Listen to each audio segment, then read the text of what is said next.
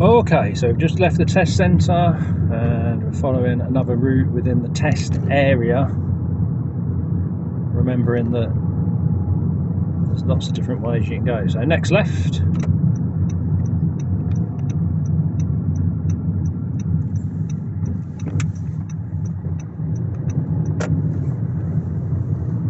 and it's going to be right at the end of the road.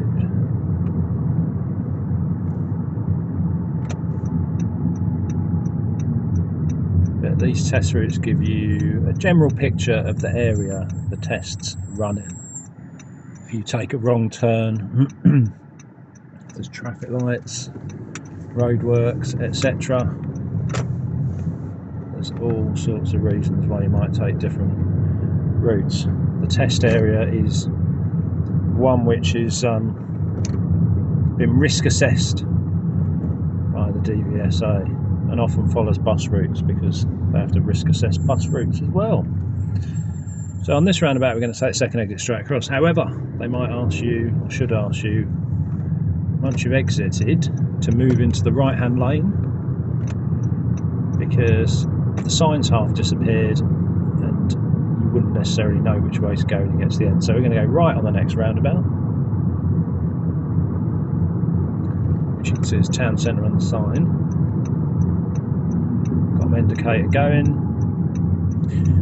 watching the traffic. There's nothing coming. This car should have moved, still should have moved, still should have moved, and they've gone, and it's clear for me. So you can't really see the markings on this roundabout, but I'm into a section here. I cross the white line, checking to my left, put my signal on. Okay, I do need to move into the left lane, so they will tell you that as you come into this. Making sure it's clear, obviously.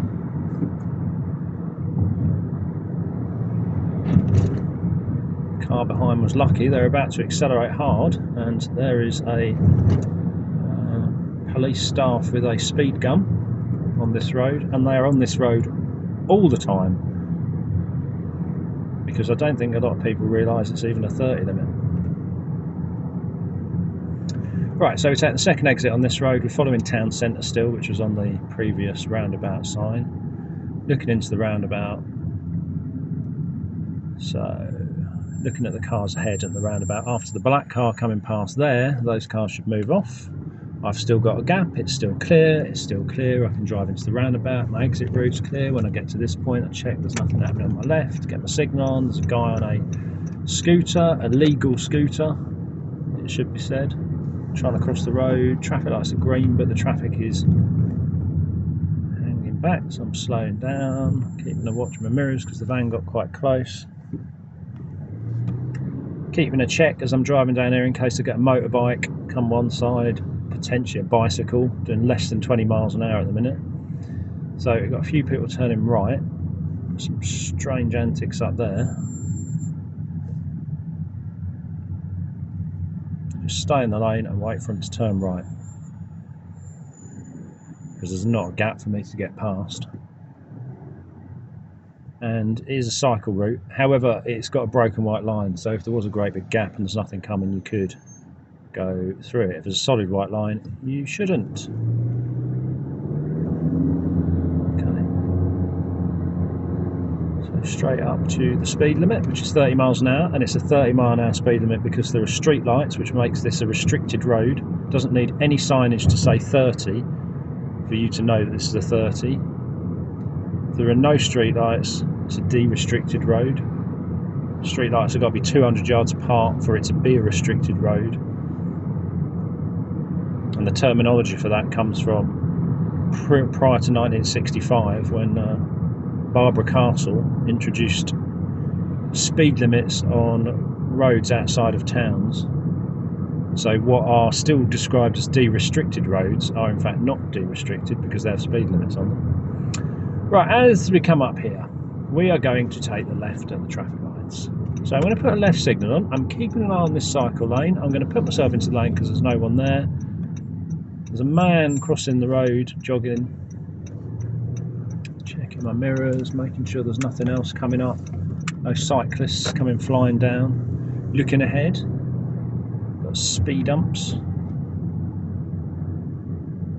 supposed to avoid the solid white bit. The idea behind that is that it makes you go over the entire hump as opposed to cutting off the bit that's got the flat section on the side. Car coming flying up behind me. So we're in a 30 and we're about to go into a 20. So again, I'm just avoiding the solid white line section. So now we're in a 20, because the speed humps I'm basically just rolling along at 20 anyway. So the speed limit's kind of irrelevant because you can't really go any faster. And at the end of this road, I'm going to turn right.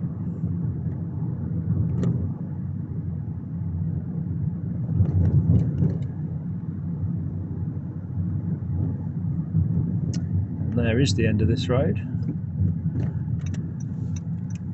Nothing coming from on the left, check to the right, still nothing coming, drive straight out. Easy. A couple of people hanging around on the edge of the road. Oh, it's a bus stop. They are waiting for a bus. So going quite slow, the 20 limit now ends. Not that you can speed up that much. So looking into this corner, that van, I'm identifying it as a problem. Now I can see that I could get past even if there was a car coming, which makes it nice and easy.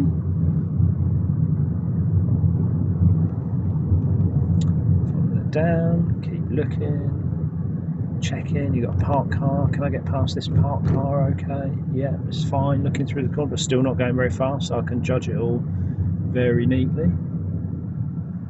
And I'm going to take the next left.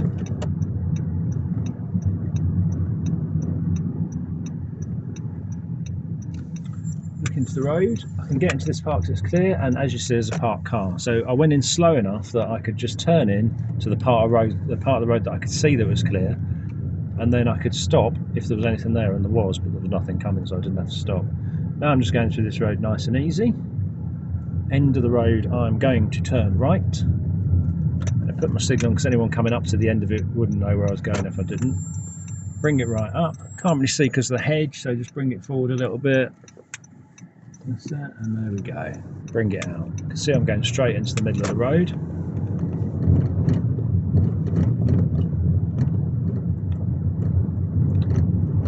Follow it down. I'm going to turn right as I come up to this section. Mirror signal. Anything coming? Let's have a look. So I've judged the end of the road. I'm going to get right down to the end, pull it up, and then just start to creep a little for the left side. There we go.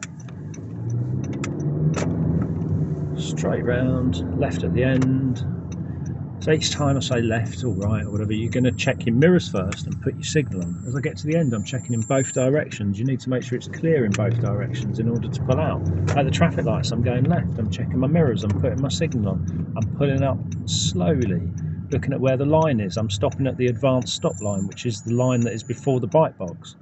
There is a cycle lane to my left, so I'm just keeping an eye on that nobody comes down it, because I'm turning left, but a bicycle might go straight on. So they have a lane there that they can take. So it's my responsibility not to turn into them. Obviously I've got a signal on, so potentially they might look at the signal and think that they would hang back rather than getting alongside because I'm turning left. But if they didn't, it's my responsibility not to turn into them. So there we go. Again, not too quick because I need to look through the corner to make sure it's clear to go, or which it is. There could be someone trying to cross the road. They see the traffic stopped on the other side of the road, and then they just start crossing, not realising that I'm coming out from the left-hand side. Or it'd be there right, wouldn't it? Right, cruising down. This is the 30 limit. I've put my cruise control on, which you can do during a driving test because it shows you can use the controls of the car. The road's nice and wide and open. I'm going to switch it off now though because it's hazards, because I'm going to slow down. The bus is swinging quite wide, however there is enough space. I'm not really sure why the bus is going quite as wide as he is. There's still plenty of space to get through. You could have fitted a motorbike alongside him where the cars were on his left.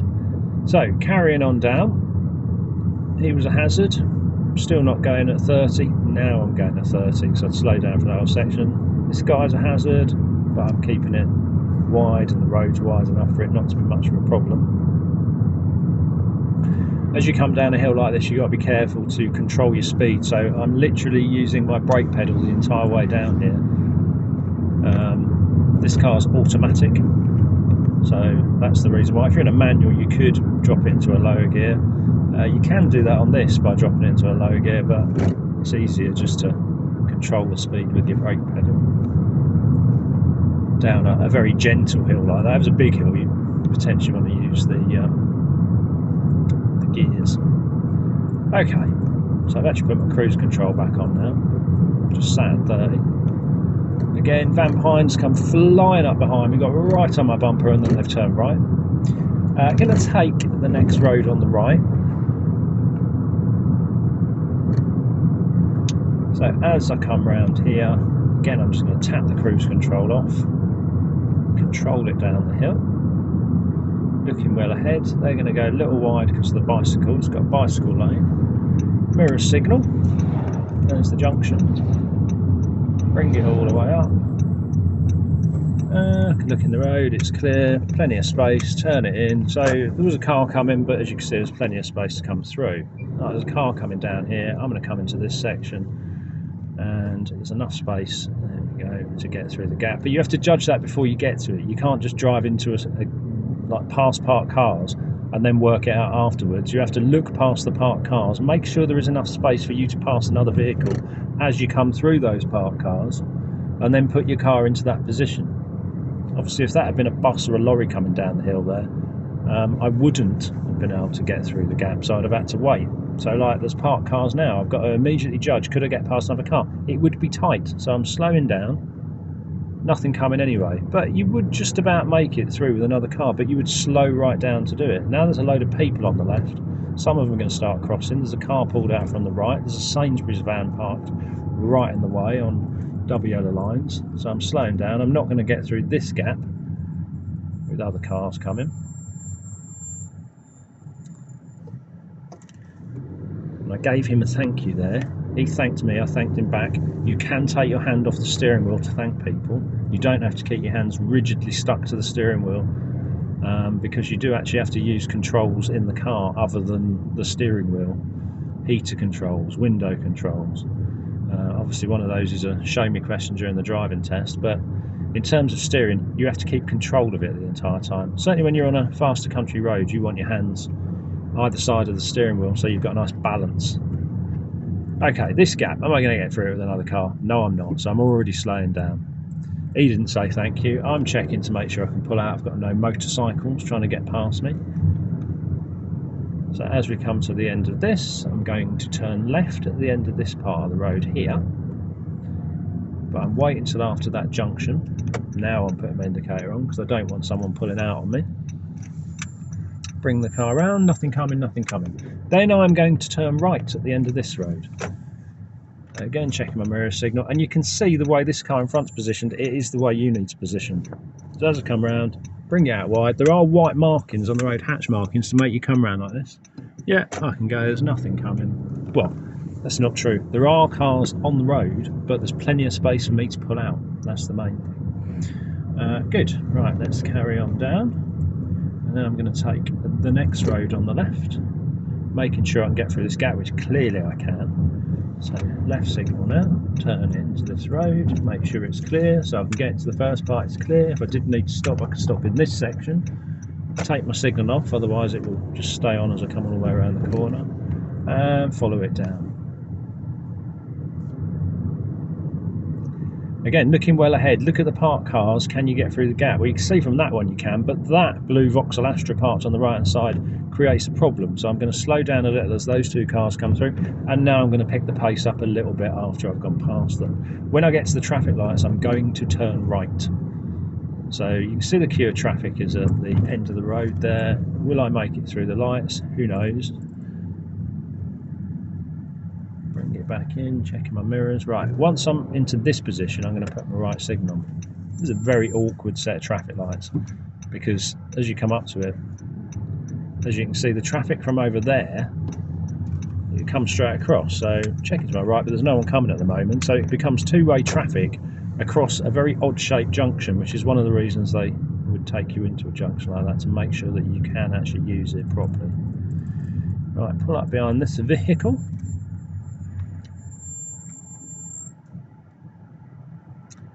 And we wait for lights. Whilst we're sat here, should be just checking there's nothing coming up alongside, no bicycles squeezing along to the left, no motorbikes or bicycles coming up on the right hand side, because when you go to pull away, if a motorbike tries to go past and cut in, obviously it's a problem. You should be looking for it. Had that literally just before I did this video, on a lesson before the video. See, there's a bike, and that is an illegal electric bicycle, which are a menace on the roads because these things can do like 60 miles an hour. They've got no license, no lights, no indicators. He actually did have a helmet on. A lot of them just wear all black on a black bike, and they come through the traffic and you can't hardly see them. I mean, is he gone? Where is he? Yeah, he's all the way down the road. I mean, I'm doing 30 and he's pulling away from me. Well, the car in front's pulling away from me as well at 30 miles an hour. But the motorbike, or the illegal electric bike, has completely gone. I reckon he's... I mean, you can't even see him anymore. He's probably doing 50 or 60, but honestly, he's disappeared at speed. Anyway, point being is that you need to watch out for things like that, because one could be coming up behind now and they just fly straight past you, and you don't really see them because they've got no lights, nothing on them at all. And they don't stop for red lights, and they go down the pavement on them. And there appears to be no enforcement whatsoever of these illegal things flying around. A lot of them delivering for major companies like Just Eat and Deliveroo and what have you, Uber Eats, on illegal bikes anyway. So looking ahead, we're going to go straight. You can see the straight on lane and the right turn lane. Check to my left as I come past the car, bring it into this lane. There you go. Now at the next roundabout, I'm going to turn right. There's the sign. It tells me that there's two lanes. Right lane is right and straight. I'm going into the right and straight lane. I'm checking my mirrors, putting my signal on, bringing it in.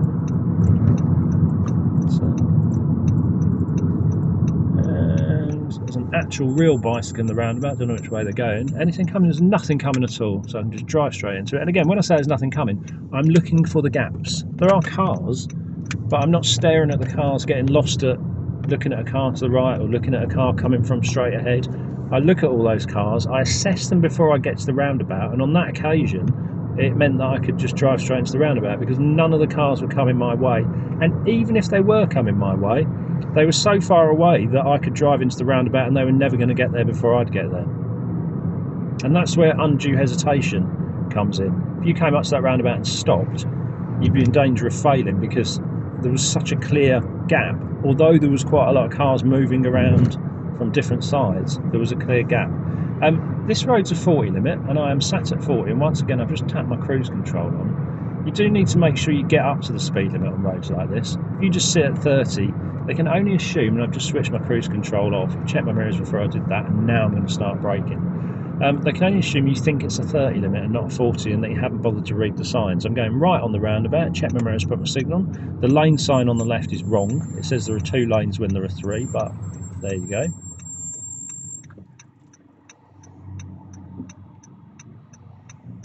And then we wait. So as you come to the end of this, you can watch the traffic that's coming into the roundabout and where these cars in front can go.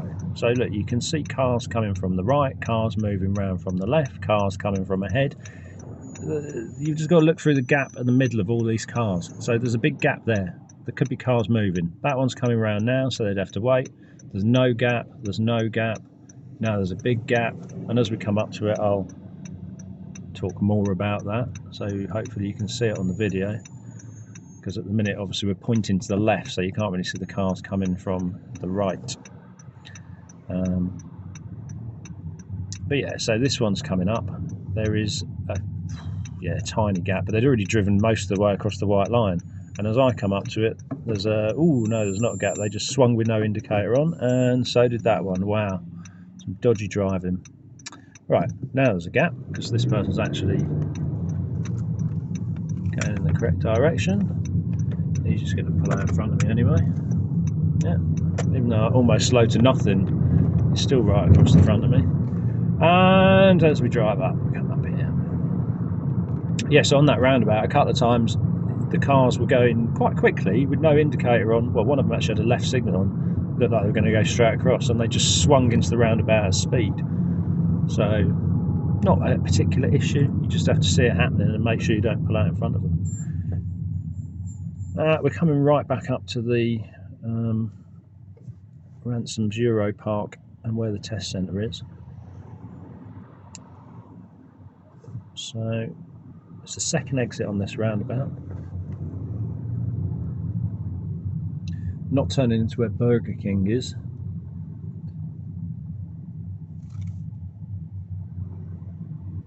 Can't signal left. Try not to get stopped on the top of the crossing. Checking the roundabout. Yeah, there's definitely nothing coming this time. Again, there's a lot of cars in the roundabout, but they're not coming this way. Checking my left signal. Making sure she didn't cross the road, because if she had, I've started crossing, I'd have had to wait for her. And then we're going back to the test centre now. It's literally down this road, across a couple of roundabouts up there. So that is another Ipswich test route. And like I say, it's more about understanding, you know, what sort of roads exist on test routes, and the fact that you just have to be able to navigate all types of road. It's not about learning test routes, and the test area is quite vast for Ipswich. So some areas, just the way the roads are laid out, it can be quite small, but here you can go in all directions really. So it's a fairly big test area. Okay, that's another test route finished.